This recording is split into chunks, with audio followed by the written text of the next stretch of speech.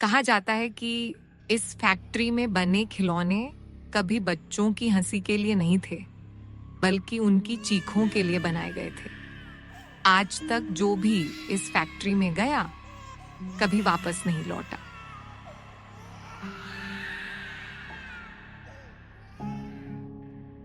राजू और सोनू गांव में रहते हैं। एक दिन उन्हें गांव के बुजुर्ग से एक कहानी सुनने को मिलती है कि पुराने जंगल के उस पार एक भूतिया खिलौनों की फैक्ट्री है, जहां रात के समय अजीब अजीब आवाजें आती हैं। सोनू डरते हुए, राजू, हमें वहां कभी नहीं जाना चाहिए। सब कहते हैं वहां भूत रहते हैं।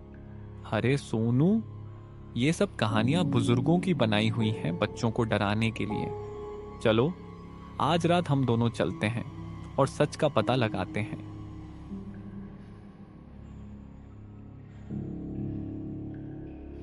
सोनू घबराता है लेकिन राजू को अकेला नहीं छोड़ना चाहता, इसलिए मान जाता है। रात का समय दोनों लड़के टॉर्च लेकर जंगल की ओर निकलते हैं। जैसे जैसे वे फैक्ट्री के पास पहुंचते हैं, माहौल और डरावना हो जाता है। टूटे पेड़ों की टहनियां, काम काम करते कौवे और फुसफुसाहट जैसी हवा की आवाज। सोनू कांपते हुए, राजू, मुझे सच में अच्छा नहीं लग रहा। चलो वापस चलते हैं। हम बस देखेंगे और वापस लौट आएंगे, इतना डरपोक मत बन। फैक्ट्री का गेट पुराना और जंग लगा हुआ है। राजू उसे जोर से धक्का देकर खोलता है। दरवाजे की आवाज उनके दिल की धड़कन और तेज कर देती है। अंदर का माहौल पूरी तरह सड़ांध और धूल से भरा है। चारों तरफ पुराने टूटे हुए खिलौने पड़े हैं। गुड़िया जिनके हाथ पांव टूटे हैं, टेडी बियर जिनकी आंखें फटी हुई हैं। अचानक पीछे से एक गुड़िया का हंसने की आवाज आती है। सोनू डरकर राजू का हाथ पकड़ लेता है। राजू, ये क्या था? मैंने तो कोई खिलौना नहीं चलाया। राजू टॉर्च उस ओर घुमाता है लेकिन वहां कुछ नहीं होता।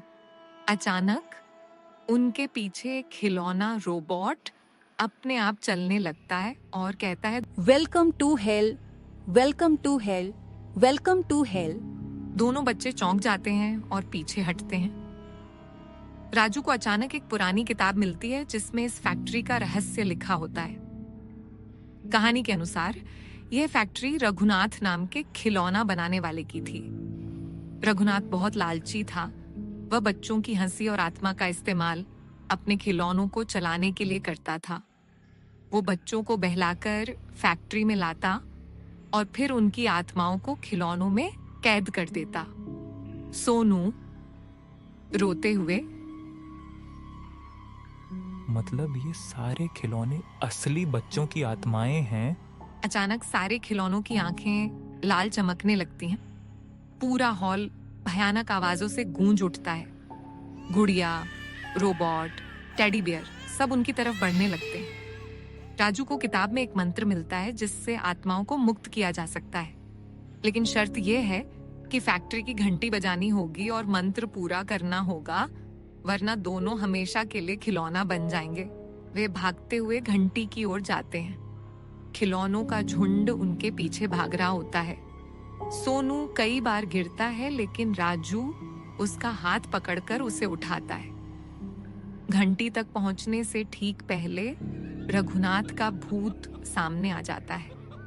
उसकी आंखें आग की तरह जल रही होती हैं। तुम दोनों को यहाँ से कोई नहीं बचा सकता।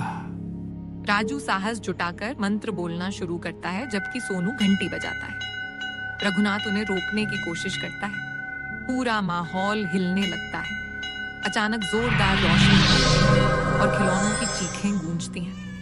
धीरे धीरे सभी खिलौने धूल में बदल जाते हैं और रघुनाथ का भूत भी चीखते हुए गायब हो जाता है। दोनों लड़के फैक्ट्री से बाहर निकलते हैं। सूरज उगने लगता है। सोनू राहत की सांस लेता है। सोनू खुश होकर, हम बच गए राजू, सब खत्म हो गया।